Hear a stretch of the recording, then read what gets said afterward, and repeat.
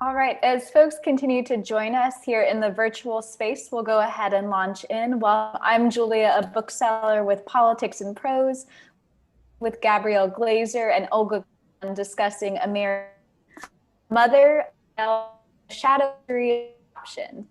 You can follow the link in the chat to purchase the book directly from us, Politics and Prose. If you have a question during this evening's discussion, use the Q&A feature at the bottom of your screen. We'll try to get to everyone's questions during the last portion, though we apologize in advance if we run time. Before we begin, we really want to thank all of you out there for joining us. We're so grateful to our family of customers who keep our business and our spirits afloat. It's my pleasure to introduce our speakers. Gabrielle Glaser is a New York Times bestselling author and journalist whose work on mental health, medicine, and culture has appeared in the New York Times Magazine, the New York Times, the Daily Beast, the Washington Post, Los Angeles Times, the Atlantic, and many other publications. She has appeared on numerous national radio and television programs, including NPR Fresh Air, All Things Considered, WNYC's On the Media, The Brian Lehrer Show, NBC Nightly News, and ABC's World News Tonight. Olga Kazan is a staff writer at The Atlantic and the author of Weird, The Power of Being an Outsider in an Insider World. Claiming to be acting in the best interest of all, the adoption business was founded on secrecy and lies. American Baby lays out how a lucrative and exploitative industry removed children from their birth mothers and placed them with hopeful families, fabricating stories about infants' origins and destinations, then closing the door firmly between the parties forever.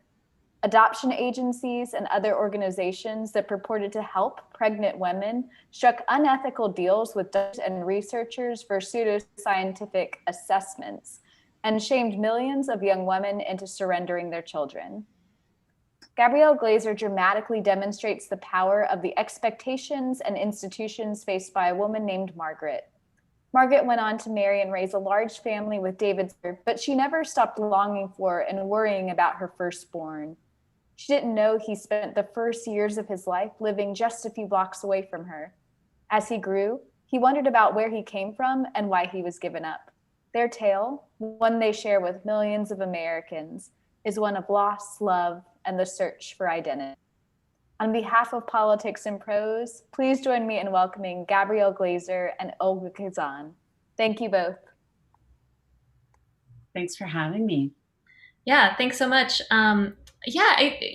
As I was telling you kind of backstage, I found it so interesting kind of learning about adoption recently and finding that it has really declined as a option for women over in recent years, but it used to be actually quite common. How did you get interested in the topic of adoption? Why did you decide to write a book about this? Well, I covered adoption and reproductive technology as a beat at the Oregonian in the early 2000s.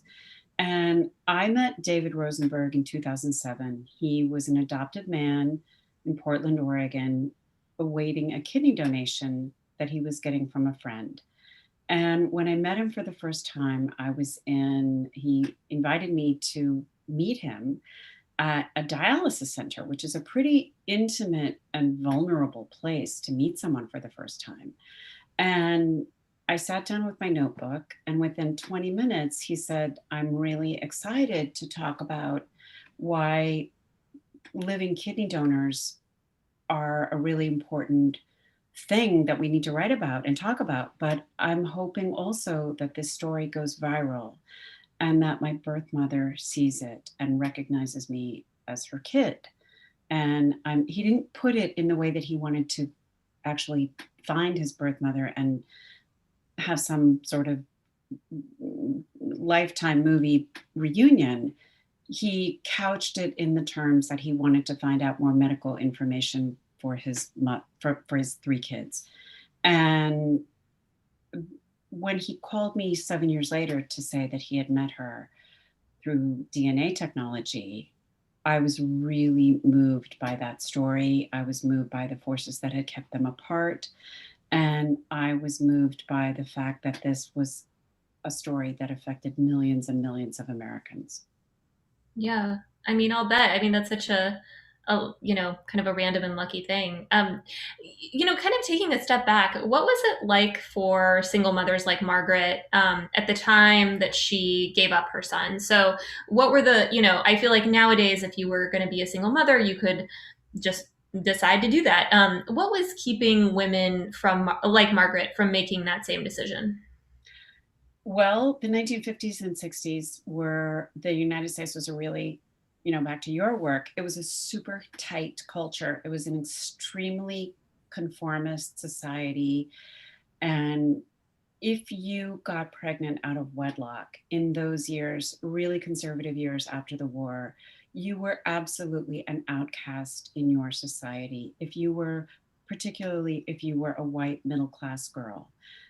But at the same time, there was no birth control, there was no sex education, there was no abortion.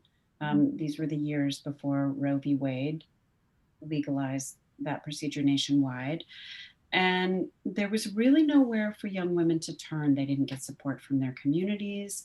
In the 20s and 30s, if you had gotten pregnant, you immediately got married in a shotgun wedding and had a 7-8 pound baby 6 months later. What a miracle, a full-term child, a premature 7-pound child. Imagine But that. yeah, but after the war, there was a different society, different world to aspire to, a middle class world that involved the suburbs and marriage, and there was no support for women like Margaret. So what would happen to them at these homes or places where they were taken and ultimately, I guess, coerced is the best word to give up their babies? There were about 200 maternity homes dotting the nation that young women who got pregnant were sent to. And they were secluded. They were operating essentially as low security prisons. Their mail was read going out and coming in. Their diary entries were read, their phone calls were monitored, they had chores, their reading material was had to be sanctioned by the house mistress. These girls were honestly, they were as monitored as probably more monitored than toddlers in a preschool. Mm-hmm. And when it came time to giving birth, they had no information about what that process was like. They had no information about their own bodies. They didn't know what labor and delivery was going to be like. And it was a really scary, frightening time. They were taught to give pseudonyms. They were warned not to give any details about their previous lives. So they would be able to remain secret, that pregnancy would be able to remain secret forever. Wow. And you write about how actually these adoption agencies would kind of mislead both the birth mothers and the adoptive parents. Can you talk a little bit about how that would happen? Yes, they created fictitious destinations for the babies to convince the birth mothers, listen, you're a teenager. There's nothing you can ever be able to offer this child. You've already made this massive mistake of having premarital sex, even though almost everybody was having premarital sex at the time. Kinsey documented that in the late 1940s and the early 1950s, but never mind, because the US was this tight culture, they really were able to say to these women, listen, a professor who used to play football, who lives in a house with a circular driveway, and I'm telling you, it was that specific, is going to raise your child. You were a teenager who got pregnant out of wedlock. You've got nothing to offer this kid. Also, his wife is a music teacher. And it went on and on and on like that. And to the adoptive parents, the adoption agencies that were the middlemen for these babies would say, the parent of your child, the birth mother of your child, is a classical pianist who supports her widowed mother, and she got a college scholarship to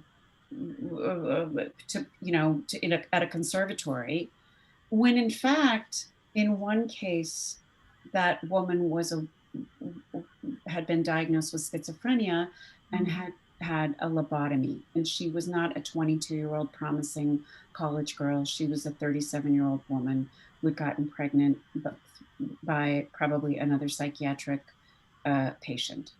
So they created fictions on both sides. And above all, the adoptees were lied to as well. Right. And obviously shielded from having their full medical information, if that's the extent of the lie. And their original identities. Yeah, yeah. You one interesting point that you brought up is that sometimes the babies would actually be used for science or for different types of almost like experiments. I don't know. In the agency that's at the center of my book, David Rosenberg was born in New York City in 1961, and because adoptions in New York State at that time were really hewed to the to the religion of the birth mother. So there were Catholic charities dealt in the adoptions of Catholic women who got pregnant and adopted out those children to Catholic couples, and Louise Wise Services, which was founded by the wife of a famous rabbi, Stephen Wise, dealt with Jewish adoptions in New York. And this particular adoption agency, which you might remember from the Triplets movie, that Three Identical Strangers, also had this idea. They had a lot of harebrained ideas, but one of the ideas that they had was that they could place a child with the proper family.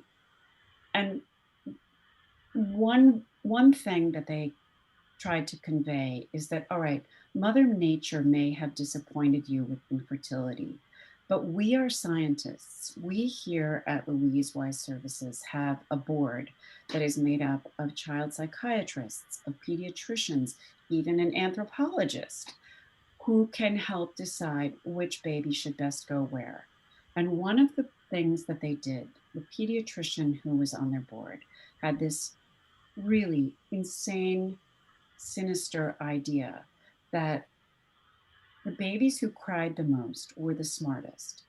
And in order to place the smartest babies with, I'll just say it, the right doctor family, the right lawyer family, how do you measure that?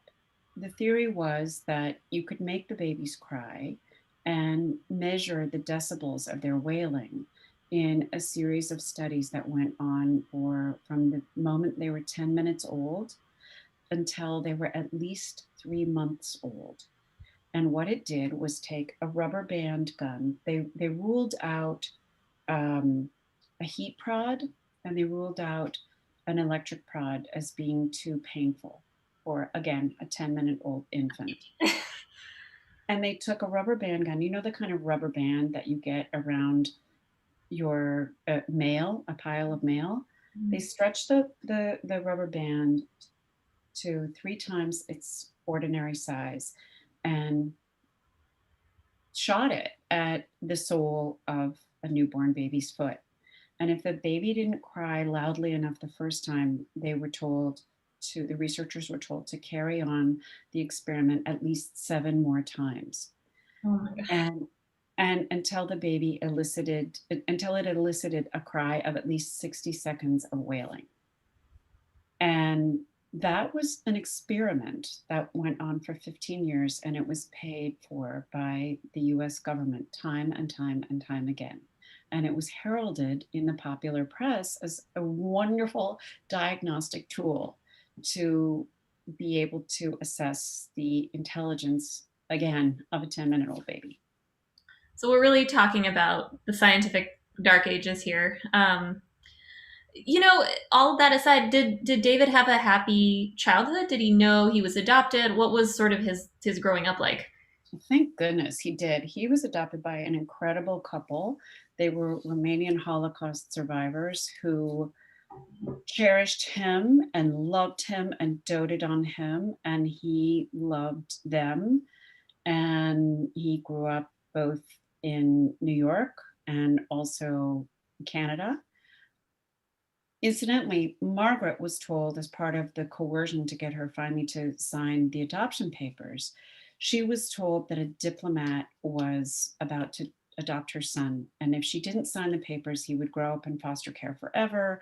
And it would be on her if she didn't sign the papers that week. She had resisted everything she could. She and David's birth father, George Katz, were in love. They were teenagers. They eventually got married and raised 3 more children.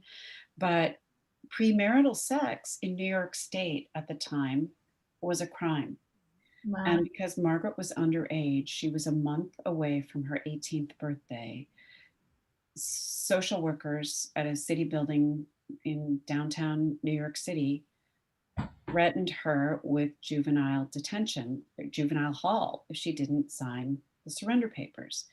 And she thought, all right, what good am I going to be to my son if I'm in juvenile hall and a diplomat's going to raise him? So I better sign these papers.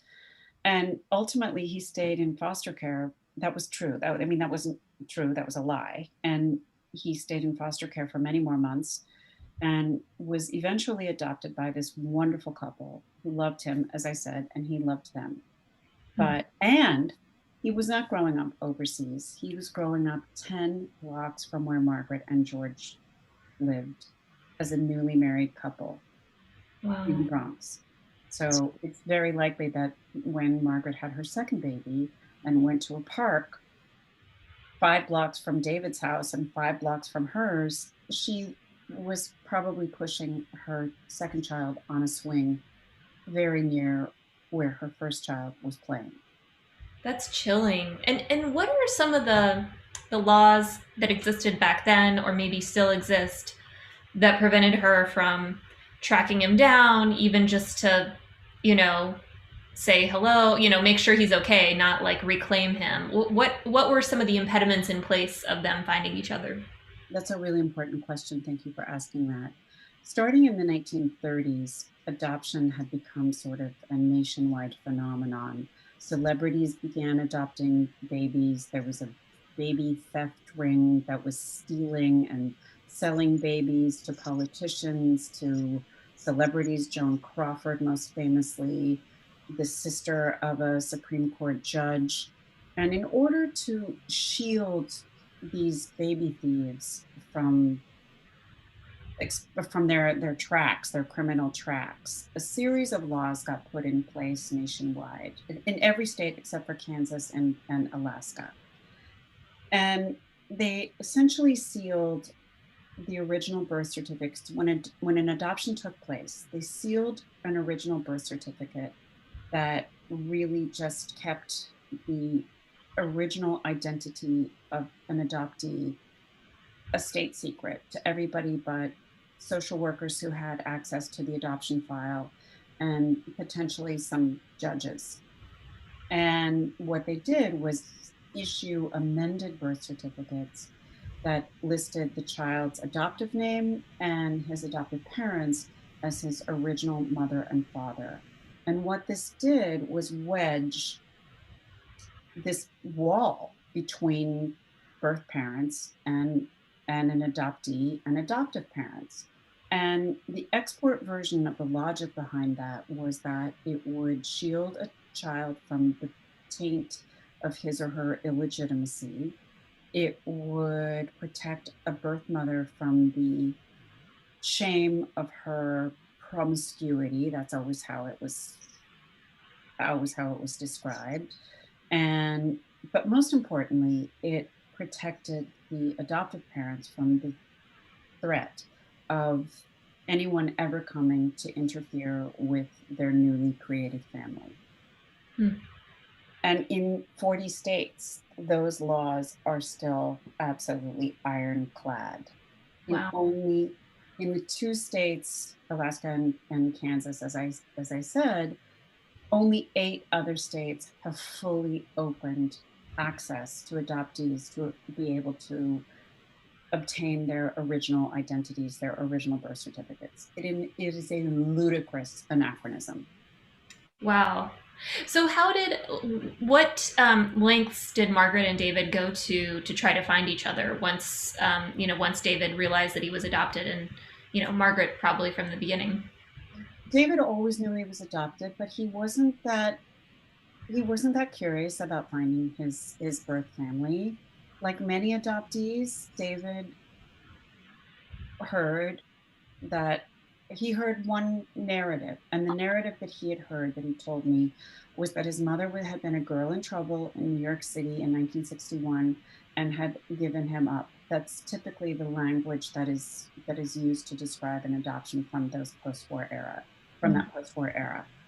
And he had always believed that he'd been an inconvenience to her and didn't really want to interfere with her life.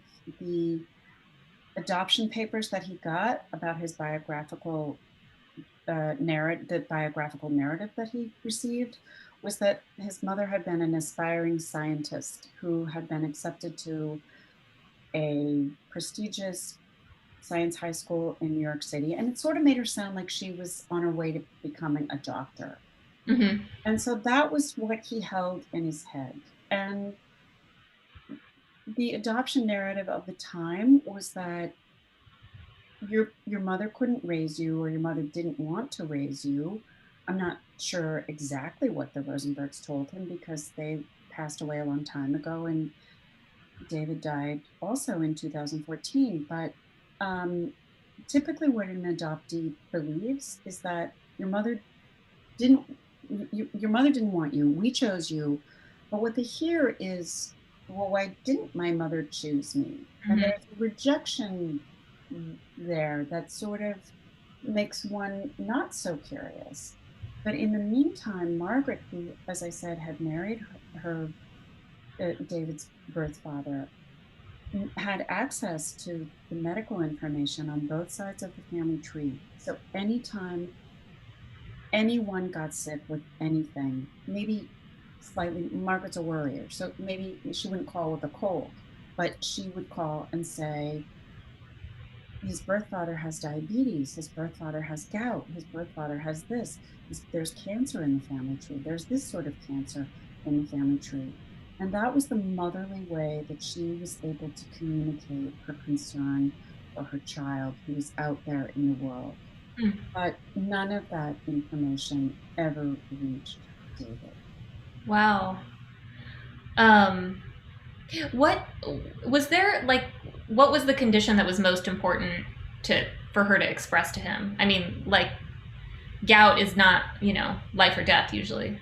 Gout's not life or death, but it's super painful. And to develop that as a young person in their 20s and not have it diagnosed was difficult for him. But I would say diabetes, Yeah. for sure.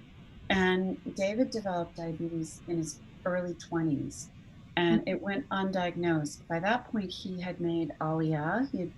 He had gone to Israel. Part of his adoptive family was in Israel, and many adoptees really sort of gravitate toward larger tribes that they can become a part of. Yeah. And this is also, sort of, I want to talk to you a little bit about that, about weird.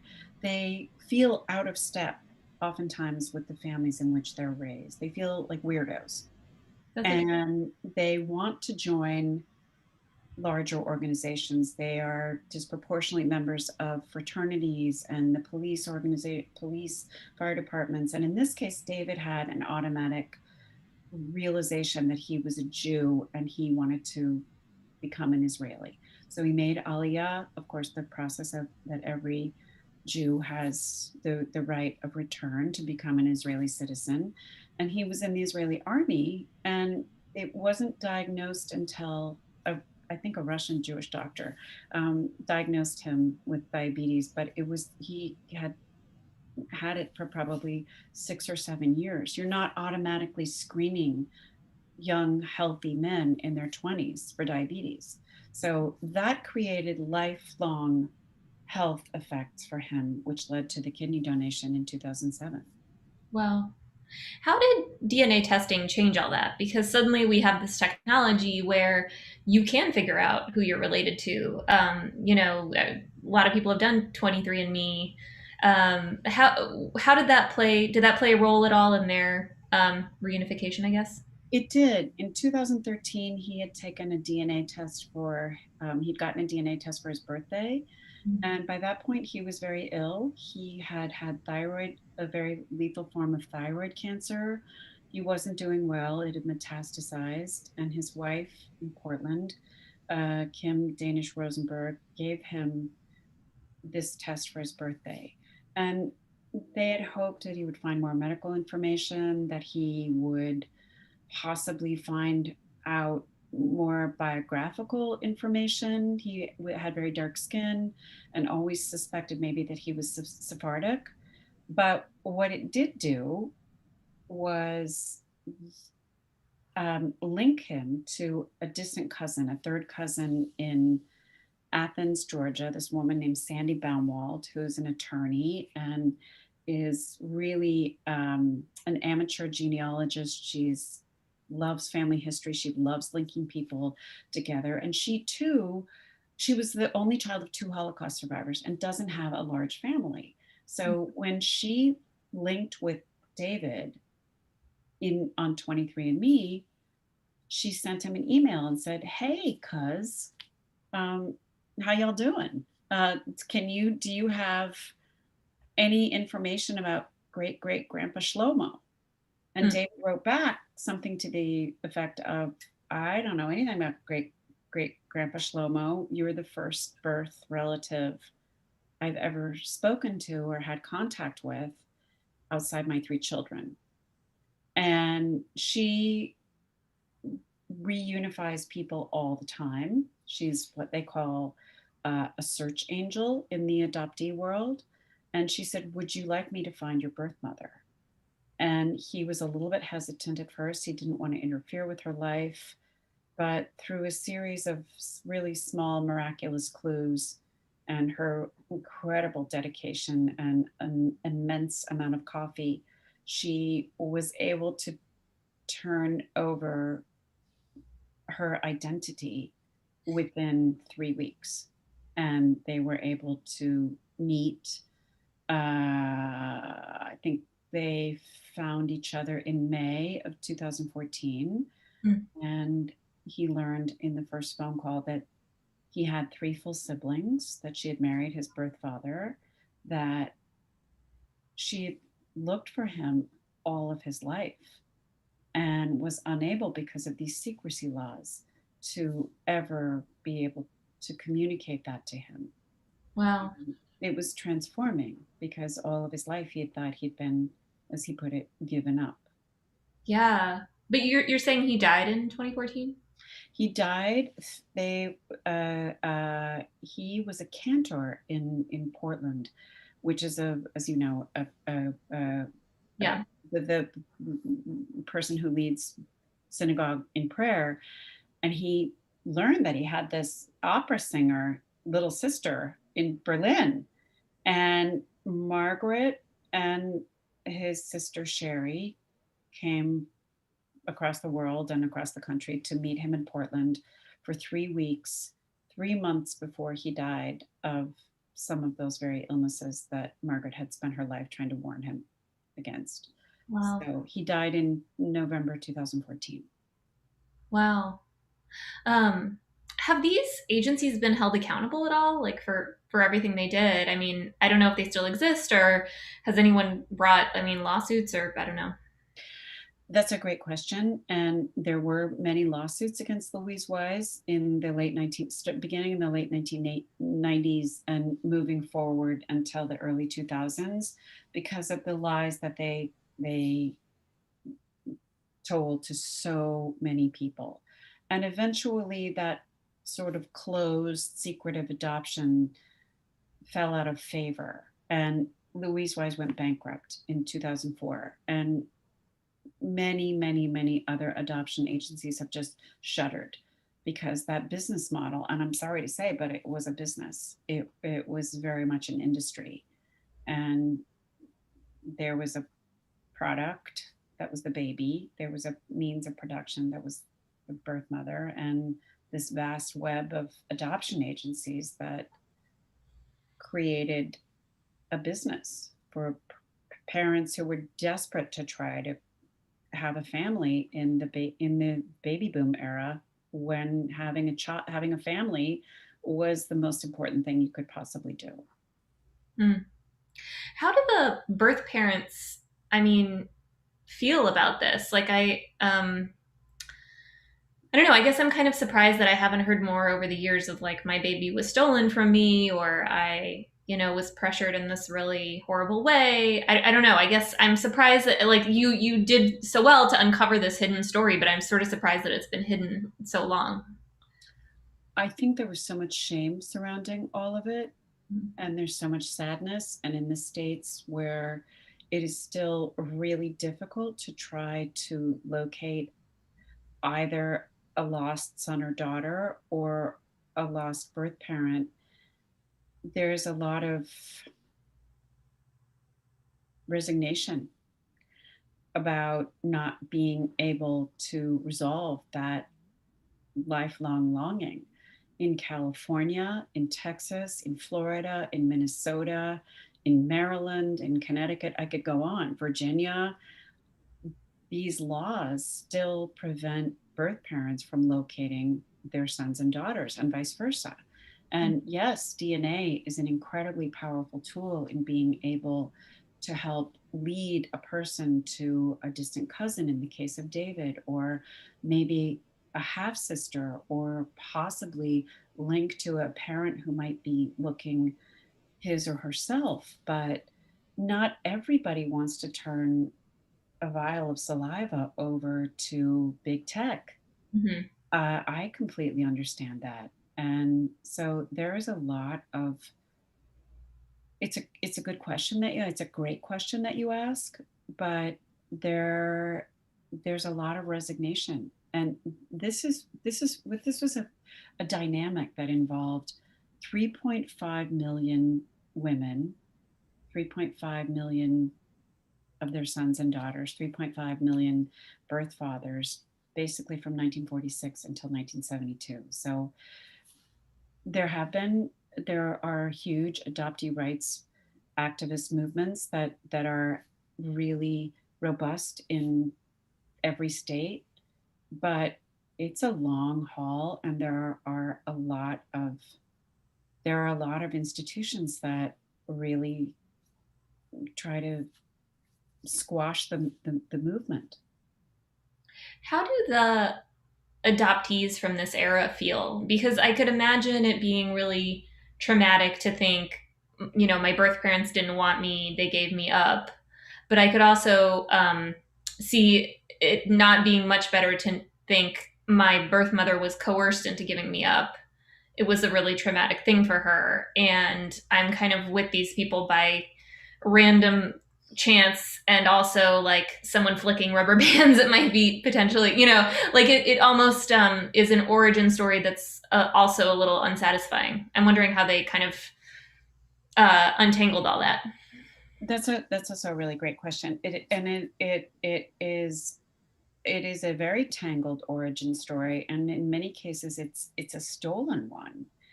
And from what I hear from adoptees, and I've been working on this project for 5 years, is that the truth is better than not knowing.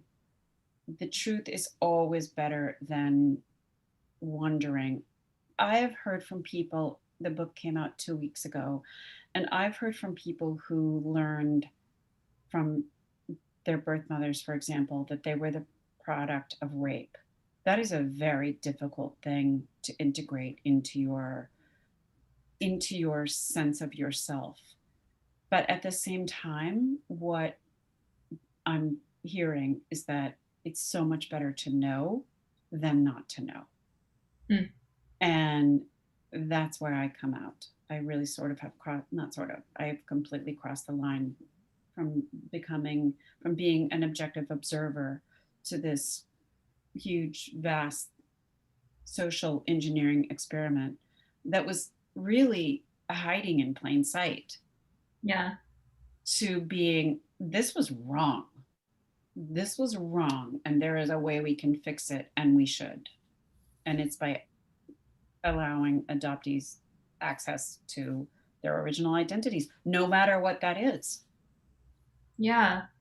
I'm wondering, like, for people who are considering adoption now, considering adopting a child now, is there what is, I mean, obviously a lot of things are more ethical than what you describe. What is sort of the most ethical way to go about it, or is there a way to be sure that you're not repeating some of these mistakes of the past for people who are interested in adopting?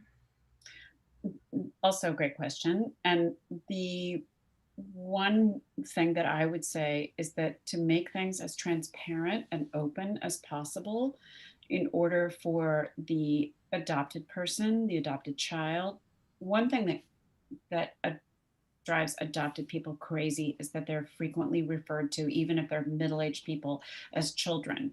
And so I just want to be careful and be, mindful of the fact that even if an adoptee is 4 years old, he's going to grow up to be an adult person one day.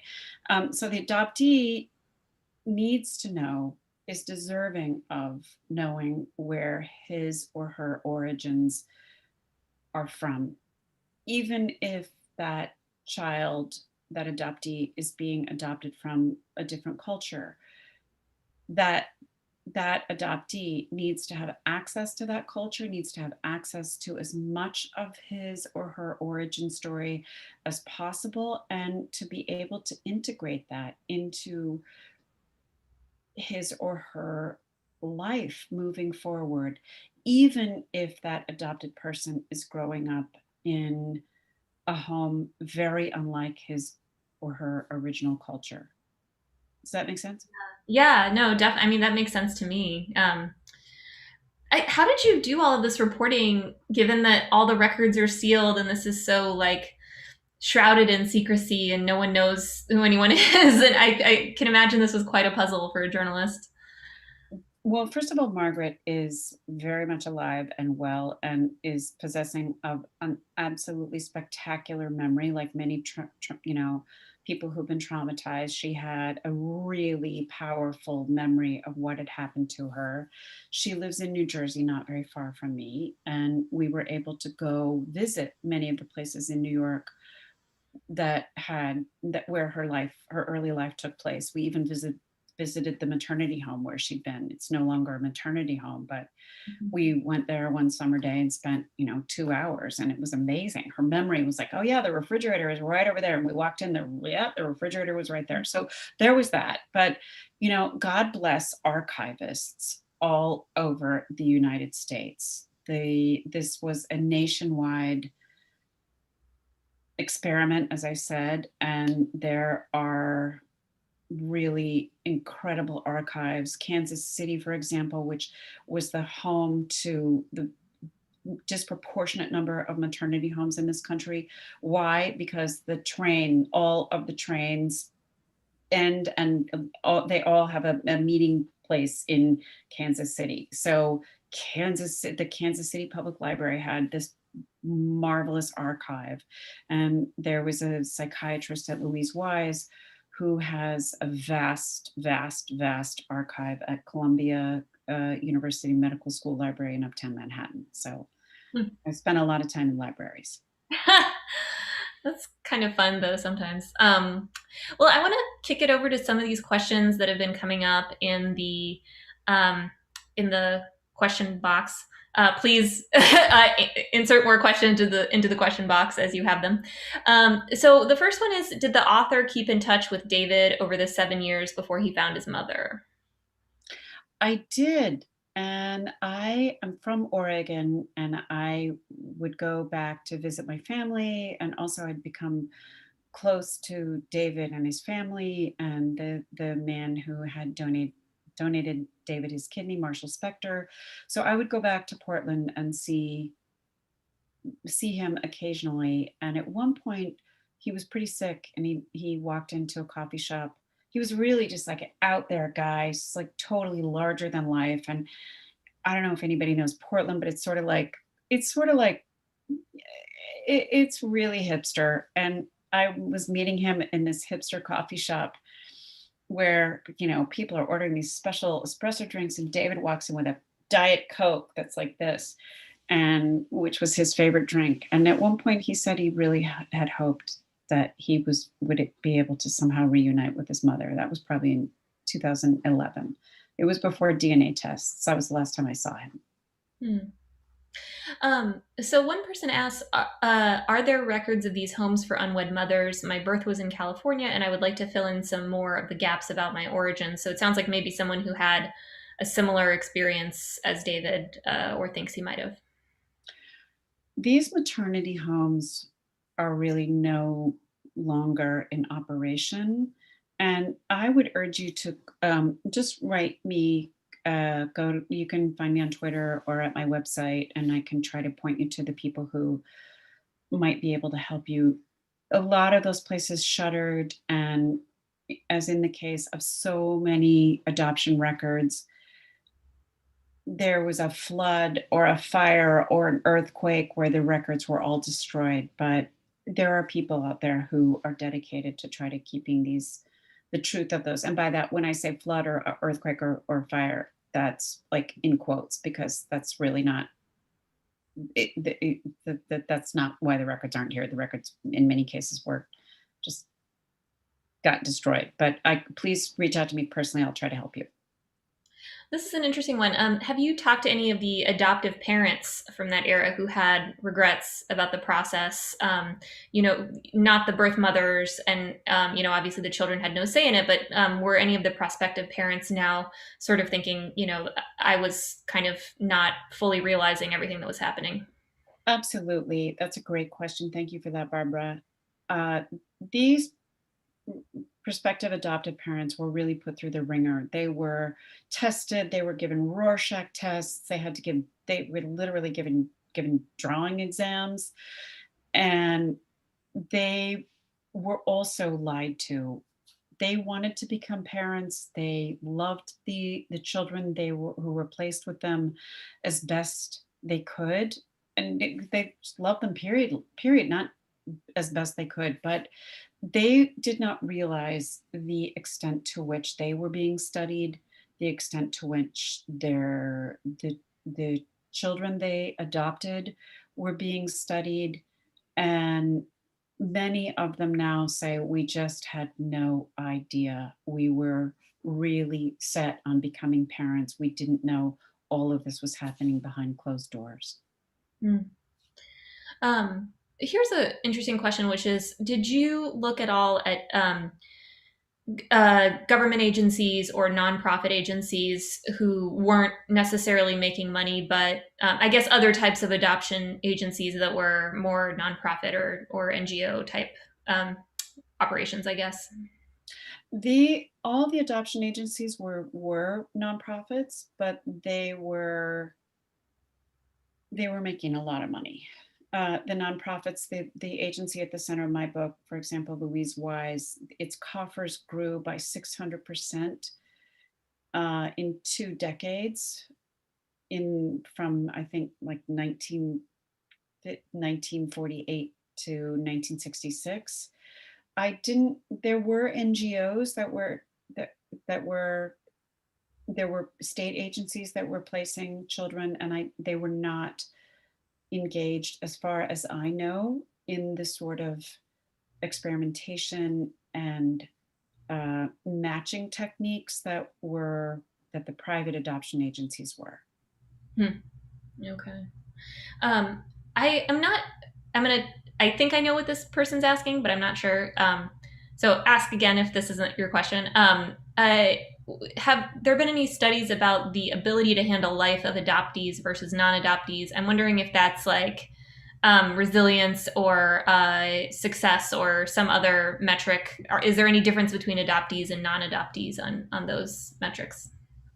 2 things to say. There are a lot of adoptees who are really just beyond the pale creative people. Steve Jobs is one. And this is the sort of, this is where I link to your book of people who are outsiders in their own family, and they develop incredibly creative processes. They become the Picassos of our time. That's certainly one trajectory for a lot of adoptees, but many of the studies that are done time and time again show that adoptees and birth mothers have a disproportionate amount of anxiety, of depression. They are far more likely than the average population to develop substance use disorders, and far more likely to attempt suicide. And that's really unpleasant information, but it's the truth. And I think the sense of rejection, and the sense on the part of adoptees, and the sense of loss on both parties, especially when these adoptions were forced and coerced, is lifelong and devastating. Yeah, I read or I wrote about a study a few years ago that found that adoptees tend to do worse in school in the early years, and I don't know what that's about. I don't know if it's related to early childhood trauma or kind of issues with bonding with the birth parent, or what, or if it was just a weird fluke study that had nothing to do with anything. But it was interesting for sure, because it kind of speaks to some of these struggles with identity that you're talking about. Yes, and in those, I'm interested, when that study was conducted, because in the years that I researched, the matching process was so long that it often would keep adoptees in foster care for at least a year in order to ascertain the intelligence, and in some cases the skin tone, skin color of what a child would somehow take on. That they would keep these, they'd keep these babies in observation for a year or 2 years at least before placing them. And that is really serious, difficult shift of attachment if you've lived with the same foster mother in a foster home that was loving, and then boom, you go live someplace else. That's really difficult. So I'm curious, when do you remember when that study was? I don't. I would have to look it up. I'm sorry. I didn't think about it before this conversation. And someone's asking who did the study, and I completely don't know. I'm sorry. I only remember writing about it. I don't remember anything else. I'm sorry. Someone is asking what drew you to write about the industry. I know you talked about your connection with David and how you met. I'm wondering if there's anything about adoption in particular that stuck out to you kind of before you started writing this book, or if it was just kind of pulled out of a hat. No, it wasn't pulled out of a hat. I had a really sort of unusual upbringing. I grew up in rural Oregon. My ancestors were Jewish farmers, and I just always had this thing about identity, always trying to figure out who I was. And I really understood the quest of adoptees figuring out where they belonged. I was really drawn to it starting in the early 2000s. I did a story about Korean American adoptees, and it had a huge backlash response from adoptive parents. And I knew that I had touched something that was sort of sacrosanct in our culture. And the narrative of adoption so frequently is everything turns out for the best. And we adopted this child, and this child's parents couldn't take care of him or her, and everything's fine. And it's a tidy package of a family. And when I covered that story for the first time, it was a story about Korean American adoptees who they called themselves angry Korean American adoptees. And they were exploring the adoption agency in Oregon that was really responsible for bringing hundreds of thousands of Korean adoptees to the United States. and as I said, the response to that was really, it was powerful, it was explosive, and I knew that I had touched something as a journalist that I wanted to explore some more. So the backlash from the parents was like, how dare you question Right. this? Right. How dare you question? They shouldn't be angry. And this was, 18 years ago, but how dare you question this? We rescued these children. That was the narrative at the time. I don't think anybody would say that today. Maybe they would, but we rescued these children. They were in orphanages and they'd been abandoned by their birth parents. And we're their parents and they shouldn't be angry and you shouldn't be writing about this. And we've evolved as a culture. I don't think I would get that response today, but it was one of those things where you write, I'm sure this happens to you all the time, you write something and you open your email, it's like, whoa, did not see that coming. Yeah, exactly. Did not see that coming. Did not see there was so I that really drew me to the topic. Yeah, it's interesting. So I grew up in West Texas, and when I was little, my dad, to earn extra money, we're Russian immigrants. He would do a lot of translations for people who were adopting Russian orphans. So like the West Texans would want to adopt kids from Russia, and he would like translate all their documents and translate like the letters they would send the kids and things. And so I would like whatever tag along with my dad when he was like doing some of these translations.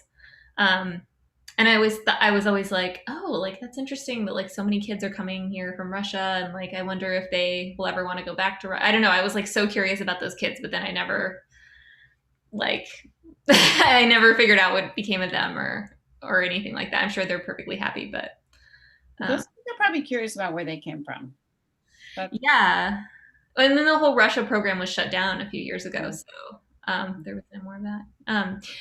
One more comment here is that someone said that we adopted our daughter from the Sacramento Health Department in 1971. I wonder if the info we were given about her parents is accurate. She had her 50th birthday yesterday and only recently thought she might get more info about her birth parents, but she got only what they told us. Records still closed. So is that common for records to still be closed, I guess, That's super common. That's super common. Yeah. In California, for sure. Yeah. New York, Oregon, Alabama, a handful of states are the records are wide open, but California is unfortunately really still closed. But again, that questioner should reach out to me. I'd be happy to try to put him or her in touch with someone who might be able to help in California. I was wondering if any other stories of adoptees that you met in the course of your research or reporting for this book stuck out to you or affected you in any way, and if you'd like to talk about them. Oh, so many. Thank you for asking me that. One person who I became close to is a Texas adoptee. Her name is Shauna Hodson, and we became quite close.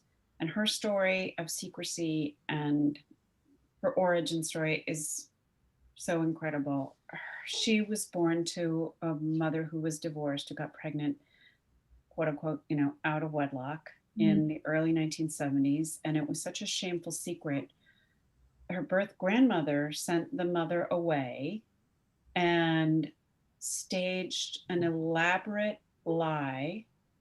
Shauna was placed for adoption in a Catholic adoption agency, DePelchin, and her birth grandmother staged a funeral for this very live baby, but told everyone in the small town outside of Houston that the baby had died, and has a gravestone in the family plot in this small Texas town that says baby and the last name. And to me, I get the chills every time I think of that story, every time I hear that story. And it's no surprise that Shauna is a leading adoptee rights activist in Texas. But the secrecy and shame and fabricated stories that people went to conceal a real live human being just never cease to amaze me. Yeah, that's incredible. The fake gravestone is really a And a fake funeral, a fake funeral. Oh my God. Fake gravestone. Yeah. Well, let's hope that we're a more progressive and open society now, I guess. Let's hope. Well, if there are no more questions, I guess we can wrap up. And thank you everyone for asking such great questions, and thank you, Gabrielle, for telling us about your book. It's so interesting, and I hope everyone buys it who's on the call. And you can buy my book too. It's called Weird, and I'm Olga Hazan. Yeah, thank you guys so much. Thank you so much, Gabrielle and Olga. We do have a bonus question from Politics and Prose, in addition to American Baby and, of course, Weird. Are there any other books that are getting you through this pandemic that you'd like to suggest to our audience? Ooh, on the topic of strange family things, Hidden Valley Road is a really good one that came out recently. Really enjoyed that one. I am reading Joan Didion's new book of essays, and I just finished Nicole Krauss's wonderful short story collection, To Be a Man. It was fantastic because my attention span is short story-esque right now. I've noticed that too. Well, many thanks again to you both, Gabrielle Glaser, Olga Kazan, and our audience out there. Your patronage and dedication enable us to bring you these type of amazing discussions. We wouldn't be able to have them without the book sales to support them. So please follow the link in the chat to get your copy of American Baby, A Mother, a Child, and the Shadow History of Adoption, or just visit politics-prose.com.